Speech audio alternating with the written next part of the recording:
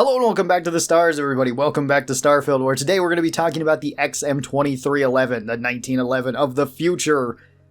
I guess it kind of just looks like a souped up 1911 from like today. Maybe the 1911 is so advanced that they just changed the name to the 2311. Since I know that there is a 2011, mostly thanks to Killing Floor, that's basically two 1911s duct taped together. Anyway, the 2311 is one of two weapons that fires the 45 caliber round. It is the only other gun that uses an old Earth weapons cartridge in it, at least as of making this. That might change with DLCs in the future and will probably change with like mods. Mods would heavily change this. And this is probably going to be one of the later handguns that you get in the game because the XM2311 is surprisingly rare. You don't find it very often. Sometimes vendors have it, which can be good. Let's go over the base stats and some pros and cons to this weapon. For base stats, this one does 28 damage per shot, which is pretty decent for a handgun, and it has a high rate of fire, which does help with that, so its damage per second is decent. It fires the 45 caliber ACP. This is one of two guns that fires this and the old Earth pistol, the other 1911.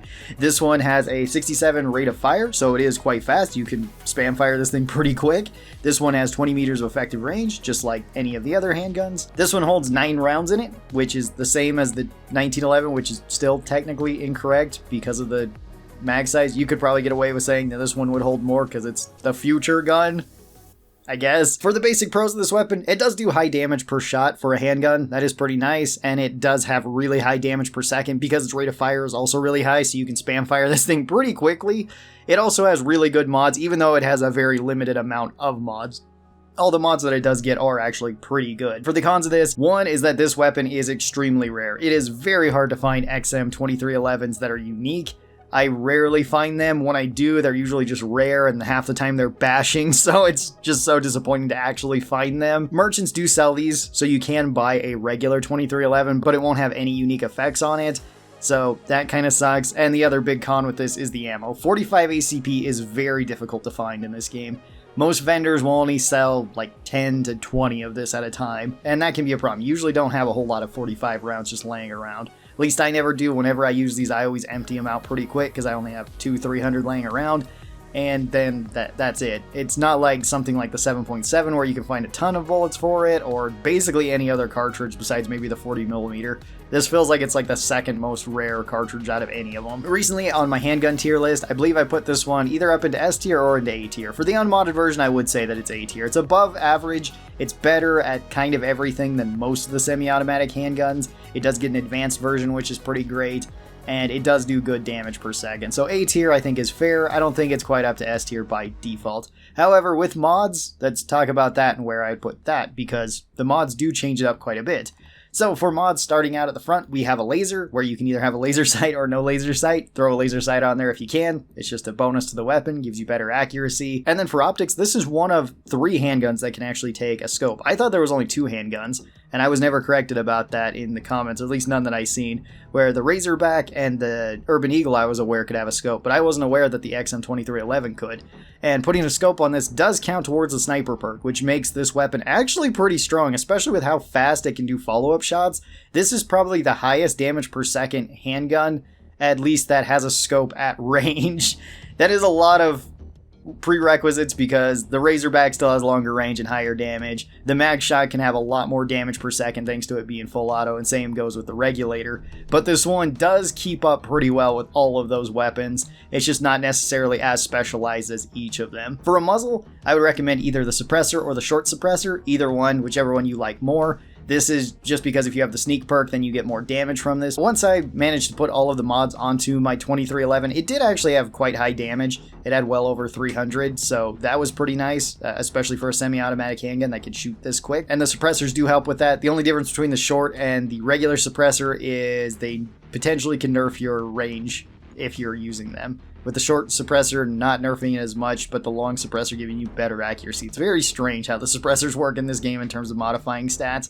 Then for a magazine, you have 2 options, either a larger magazine taking this from 9 rounds to 15 rounds, which is pretty good, or you can have the armor-piercing rounds. I put the armor-piercing rounds in mine. I find that that's just a little bit better, gets me more consistent damage towards enemies, but if you want the larger magazine and more spam fire with this, then the larger magazine is perfectly fine too. And then for an internal, we have our normal options with hair trigger, high-powered, and high velocity. High velocity gives you longer range, which this weapon doesn't have super long range, so I wouldn't really recommend that one. I'd recommend one of the other two over this. Hair trigger is nice, but not necessary because it already has a pretty high rate of fire. That'll just up its rate of fire even higher.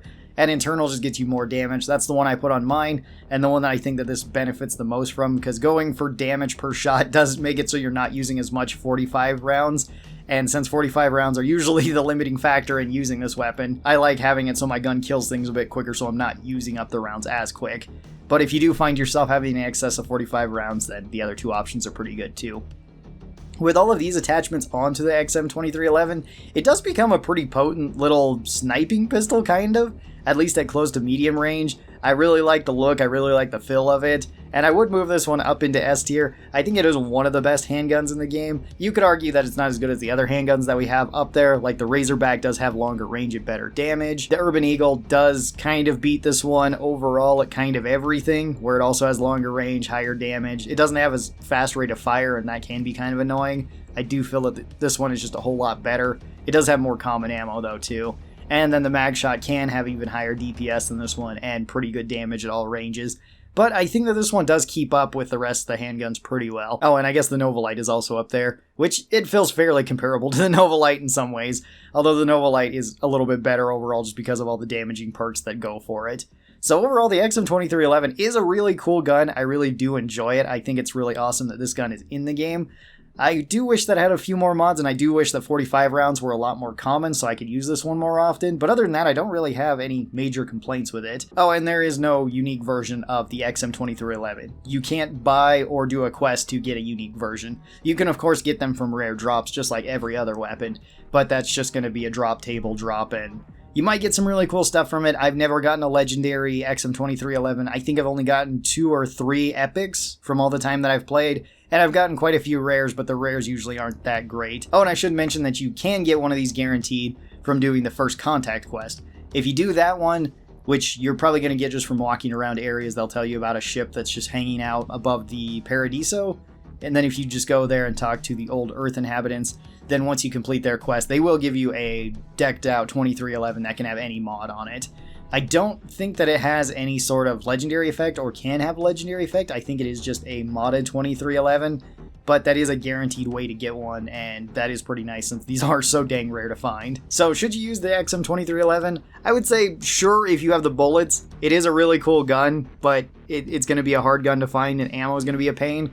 So in a handguns build, absolutely, it's going to be really cool. Outside of that, it's still going to be pretty decent, but maybe not used super often. Thank you guys so very much for watching this. Tell me your thoughts on the XM2311 down in the comments below. How do you enjoy this weapon? And how often do you actually find these? Have you found a legendary one? Because I never have. So I'd be really curious to know like how often those drop, or if anybody's actually gotten any of them. I imagine some people have gotten some level of them. But thanks again for watching this. I do appreciate it. I hope you guys enjoyed it, and I'll talk to you next time. Bye-bye, everyone.